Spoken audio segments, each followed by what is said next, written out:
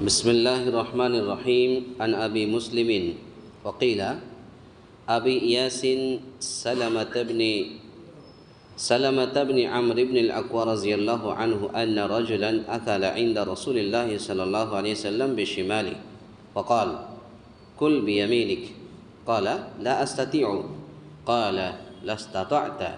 ما منعه إلا الكبر فما رفعها إلى فيه. رواہ مسلم. حضرت ابو مسلم اور بعض کے نزدیک ابو ایاس سلمہ بن عمرو بن اکوع رضی اللہ تعالیٰ عنہ بیان کرتے ہیں کہ ایک شخص نے رسول اللہ صلی اللہ علیہ وسلم کے پاس بائیں ہاتھ سے کھایا. آپ نے اس سے فرمایا: کل بیمینک، اپنے داہنے ہاتھ سے کھاؤ. اس نے کہا: لا استطیع، میں داہنے ہاتھ سے کھانے کی طاقت نہیں رکھتا. آپ نے فرمایا: لستطعت، تو اس کی طاقت نہ ہی رکھے. اس کو داہنے ہاتھ کے ساتھ کھانے سے صرف کبر نے روکا تھا. بس اس کے بعد اس نے اپنے داہنے ہاتھ کو اپنے منہ تک نہیں اٹھایا، یعنی اٹھانے کے قابل ہی نہیں رہا. اس حدیث کو امام مسلم رحمۃ اللہ علیہ نے کتاب الاشربہ کے اندر نقل کیا ہے. اس حدیث کا مطلب یہ ہے کہ بغیر عذر کے بائیں ہاتھ سے کھانا پینا سخت ناپسندیدہ ہے. انسان کا دایاں ہاتھ کسی وجہ سے کٹ گیا، یا پیدائشی دایاں ہاتھ نہیں ہے، بایاں ہاتھ ہے، یا کوئی اور چوٹ موٹ لگی ہے، تو یعنی مجبوری کی حالت میں پھر بائیں ہاتھ میں کھا سکتے ہیں. لیکن اگر دایاں ہاتھ صحیح ہے، صحیح سالم ہے، تو دایاں ہاتھ رہتے ہوئے بائیں ہاتھ میں کھانا پینا سخت ناپسندیدہ ہے. ایسے ہی اللہ کے نبی صلی اللہ علیہ وسلم نے کے پاس ایک شخص کھانا کھا رہا تھا تو بائیں ہاتھ سے کھا رہا تھا، جبکہ اس کا دایاں ہاتھ صحیح تھا. تو اللہ کے نبی صلی اللہ علیہ وسلم نے فرمایا: کل بیمینک، تم اپنے دائیں ہاتھ سے کھاؤ. تو اس نے کہا کہ لا استطیع، میں اس کی طاقت نہیں رکھتا. تو یہ جو طاقت نہیں رکھتا، یہ جو لفظ ہے، یہ کیوں کہا تھا؟ اس کو گھمنڈ میں کہا تھا، کبر میں کہا تھا. تو اللہ کے رسول صلی اللہ علیہ وسلم نے فرمایا: لستطعت، تو اس کی طاقت نہ ہی رکھے.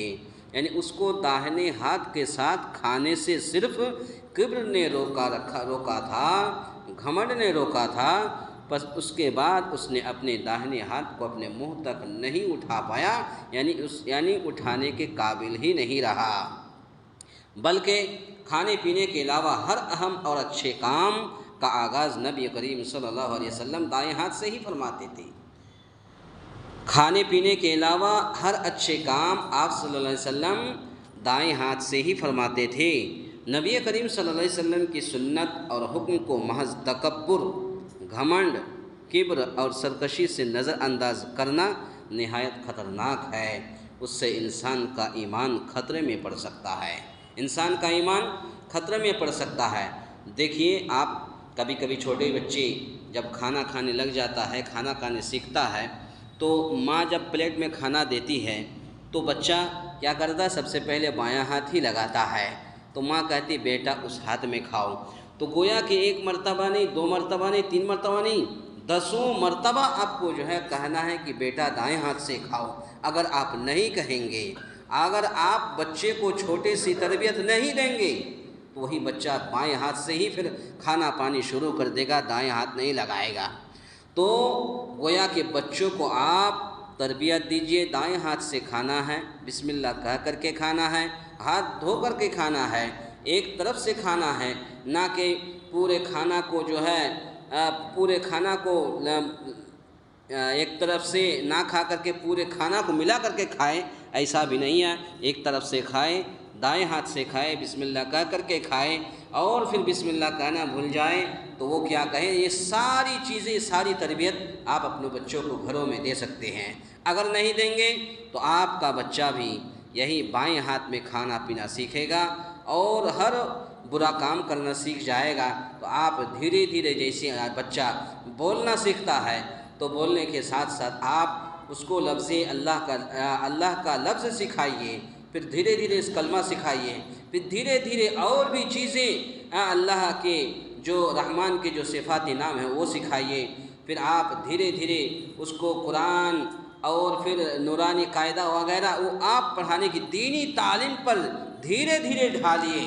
تو جب بچے کو آپ دھیرے دھیرے دینی تعلیم کی طرف ڈھالیں گے تو بچہ دیندار بنے گا، بچہ گھر کے اندر دین کا ماحول پیدا ہوگا۔ لیکن اگر اس بچے کو آپ چھوڑ دیں گے تو بائیں ہاتھ میں کھائے گا، ہر اچھا کام وہ بائیں ہاتھ سے کرے گا۔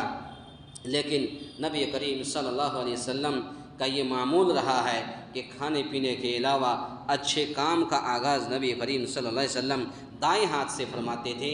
بچوں کو بھی آپ صلی اللہ علیہ وسلم تربیت دیتے تھے، یہاں تک کہ آپ صلی اللہ علیہ وسلم کے نواسا حسن اور حسین کو بھی آپ صلی اللہ علیہ وسلم تربیت دیتے تھے، دائیں ہاتھ سے کھاؤ، بائیں ہاتھ سے کھانا پینا شیطان کا کام ہے۔ تو اس طریقے سے ہمیں اور آپ کو بھی اپنے بچوں کو تربیت دینے کی کوشش کرنی چاہیے۔ اللہ تعالیٰ سے دعا ہے یا الہ العالمین ہم تمام مسلمانوں کو کہنے سننے سے زیادہ نیک عمل کرنے کی توفیق عطا فرمائے۔ آمین۔ اقول قولی ھذا استغفر اللہ لی ولکم ولسائر المسلمین واستغفروہ انہ ھو الغفور الرحیم۔